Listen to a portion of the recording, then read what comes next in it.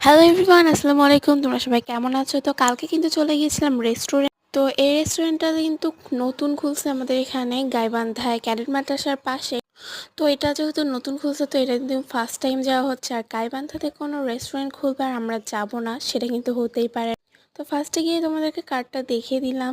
এখান থেকে অর্ডার করেছিলাম pizza, burger, cold coffee and phuchka. এদের এখানে ওভেনটা নষ্ট হয়ে যাওয়ার কারণে আমাদের পিৎজাটা দিতে পারেনি।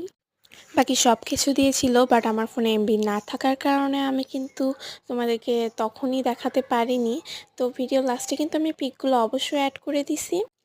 আমাদের বাসা থেকে কিন্তু 5 মিনিট হাঁটলেই বার্গার হাট, যেতে আমাদের মাত্র 10 টাকা লাগে। সো আমরা ওই 10 টাকা বাঁচানোর উদ্দেশ্যে হেঁটে হেঁটে বাসায় আসছিলাম। এরপর দেখো কতগুলো টাকার ভাজা পোড়া কিনে নিয়ে এসেছি।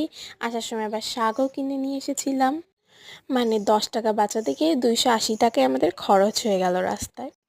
এক সপ্তাহের মধ্যে কিন্তু চলে যাচ্ছে পিৎজা টাইমসে। পিৎজা লাভাররা কমেন্ট কর।